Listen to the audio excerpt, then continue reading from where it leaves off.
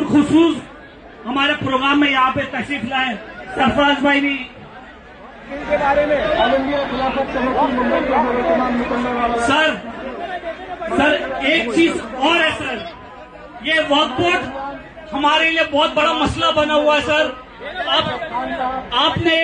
आपने इसके लिए बहुत बड़ी बड़ी आवाजें उठाई है सर। चंद्रशेखर आजाद साहब, आपने इसके लिए बहुत बड़ी बड़ी आवाजें उठाई है हमारे फेवर में सर कीजिए कि ये प्रॉपर्टी सर डिफेंस रेलवे और उसके बाद में वक्फ बोर्ड 3rd नंबर पर आती है सर, सबसे ज्यादा प्रॉपर्टी के चक्कर में। सर आपकी मदद रही तो इंशाअल्लाह सर ये वक्फ बोर्ड की हम लोग रेजोल्यूशन पास करके दिखाएंगे। हमारे जितने कांग्रेस के सीनियर नेता है सब आपके साथ में सर, सब आपके साथ में सर। हम आपसे पूरी की पूरी मदद की दरकार है सर। पार्लियामेंट नहीं चलने दीजिएगा, लेकिन ये गवर्नमेंट को सर जो सिर्फ माइनॉरिटी को दबाने को सोच रही है सर, आप इसके खिलाफ आवाज उठाइए। पूरी कौम आपके साथ में सर। और सर एक याद रखना सर, एक बात याद रखना सर, एक भाई ही दूसरे भाई के लिए खड़ा होता है सर। ये बहुत बड़ी हम लोग आपसे सर मदद मांग रहे हैं सर।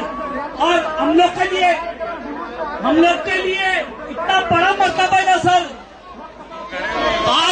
आज ये कौम की सर चंद्रशेखर आजाद जी, आज ये कौम की निगाहें तुम्हारे तरफ लगी हुई है सर।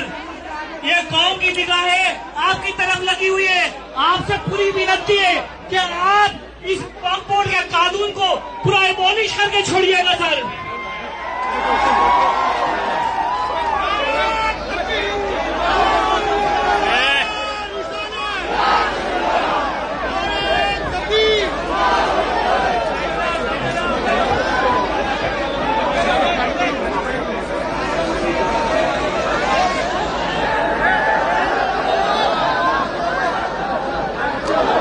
ये आप ही का कार्यक्रम है, जितना गैर जिम्मेदारी दिखाओगे आप ही को परेशानी होगी। ये किसी और का कार्यक्रम नहीं है।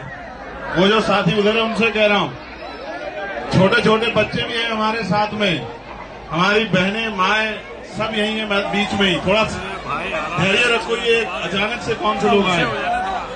पीछे ही दाबी दो, तुम लोग रोक दो, यही रोक दो, जाने मत दो आगे, हिम्मत दिखाओ। हमें बड़ी बड़ी परेशानियों से लड़ना है। मैं आपसे कहूंगा भाई,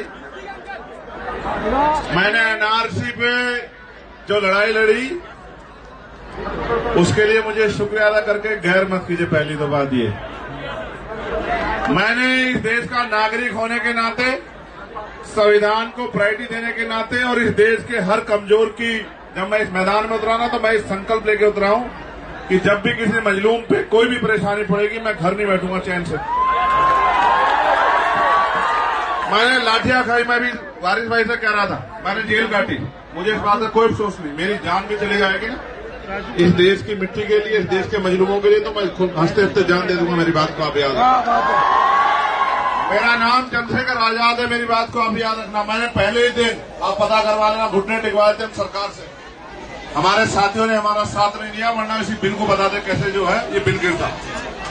अभी भी मैं आपसे कह रहा हूं कि आप देखना, जितना बड़ा विरोध आप लोग नहीं कर पाओगे, उससे बड़ा विरोध हम लोग करके दिखाएंगे। मेरी बात को आप याद।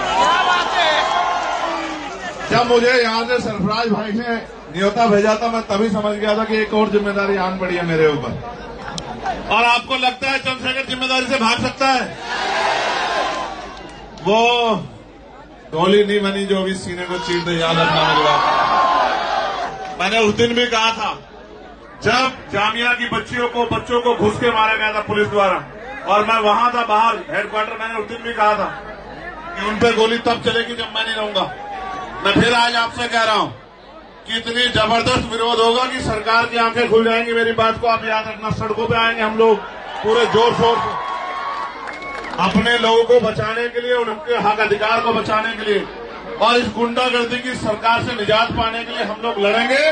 आप अपने आप को अकेले मत समझना मेरे भाई, ये मेरी चुनावी वो नहीं है। मेरी बात को याद रखना, ये मेरे भाई से मेरा वादा है। हर एक उस भाई से जिसके मन में भय कि सरकार उनकी प्रॉपर्टी को लूट लेगी, उनसे मेरा वादा है। मैं आपके साथ खड़ा हूं, जी जान से खड़ा हूं। मेरे लोग भी आपके साथ खड़े, याद रखना। बस मगर शुक्रिया अदा करके पराया मत करना, ये काम मत करना। बहुत बहुत शुक्रिया।